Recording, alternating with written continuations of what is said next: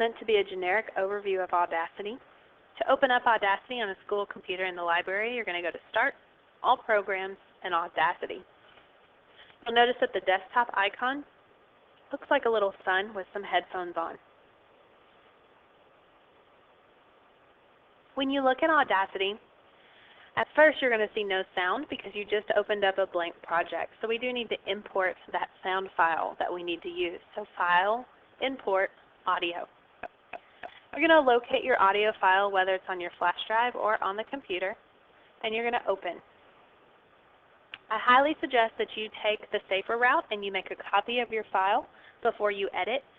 That way, if you edit the file directly and you delete something that should not be deleted, you'll be able to go back and get that sound clip one more time. So we're going to allow it to make a copy for us. In my research, I found that the easiest thing to do is to then normalize. So go to Effect, Normalize. And then track, you want stereo, track to mono. Kind of just brings all your sounds together instead of giving it the stereo effect. So at this point, I could just simply hit play. And you can hear the track. You'll notice that it goes from 0 seconds all the way up to 2 minutes and probably about 46 seconds.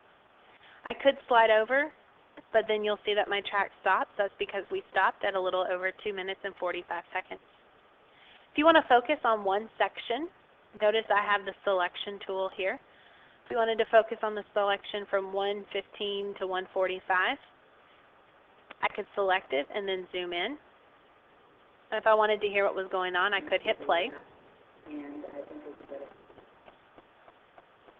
I could always at any point zoom out as well. Obviously, the further I zoom out, the less information I get when I look at the sound file. To import another sound file, whether it's a clapping or another person speaking, you're going to, again, go to File, Import, Sound, or Audio. And I want to import this applause. And you'll notice that the same thing happens that happened when we did the first one. I now have this double bar. I need to go in and I need to normalize again and change stereo track to mono. When I go and I play, it looks like it's just going to play this top, but when I play and hit play, you hear that both tracks are actually playing. If you wanted to just hear the bottom track, you could hit mute on the first one and then play again. And I'm no longer hearing the first one. You can kind of even see it's grayed out. Now maybe you want to put that applause at the end. So I'm going to take the time shift tool and I'm going to click and drag the applause all the way to the end. It's possible you want to put the applause in the middle. So I'm going to take my selection tool and I'm going to say I want an applause right there. I'm going to select on my keyboard, I'm going to hold down Control and I'm going to hold down the letter I at the same time. What that does is it, instead of cutting and deleting, it cuts and then allows me to move. So what I can do is I can take this applause and I can put it in the middle. Now it's possible you noticed the yellow lines that appeared there. You could simply overlap your sounds. That would work as well. And when I go back and I hit the selection tool and I want it to play, I am hearing both tracks play. Now I'm not. And then at the very end it fades out.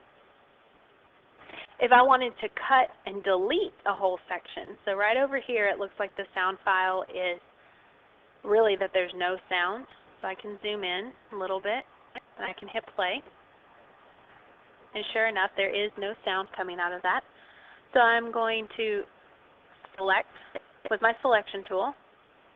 And I'm going to come up here and I'm going to cut just like I would with a pair of scissors. But when I cut, it's going to completely disappear. And it moved that selection over.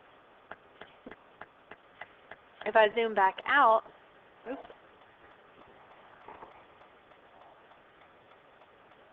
you can tell that that little section is gone. And if I go to play it, it's not going to put a hole there. It's just going to go from one sound bit to the other sound bite. When you go to save your project, if you still have to work on it, say it's the end of the class period or end of the day, you want to save your project because these two lines are considered a project. You're going to go to File, Save As, and you're going to name the file just like you normally would. When you're completely done and you're ready for your teacher to upload it to your website, you want to export your audio. So we originally imported, now we're going to export. You want to make sure that the file type is an MP3. It makes your file a little bit smaller. It does take away a little bit of the sound quality, but you're really not even going to notice. You want to make sure to give it a name.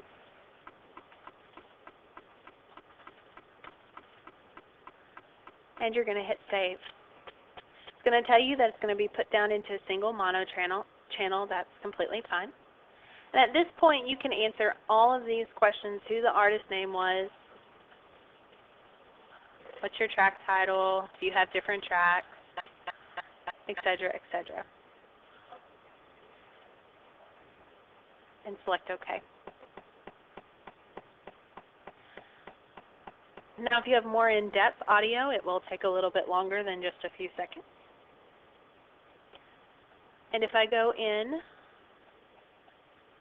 to my flash drive, which is where I saved it, I can now listen to it. It's an MP3 file. All right, so we're here today to see when it's composed. See if I can.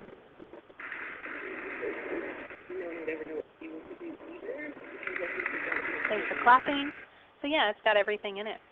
At this point, you would take this file and you would send it to your teacher or upload it to your SoundCloud, depending on what your teacher would like for you to do.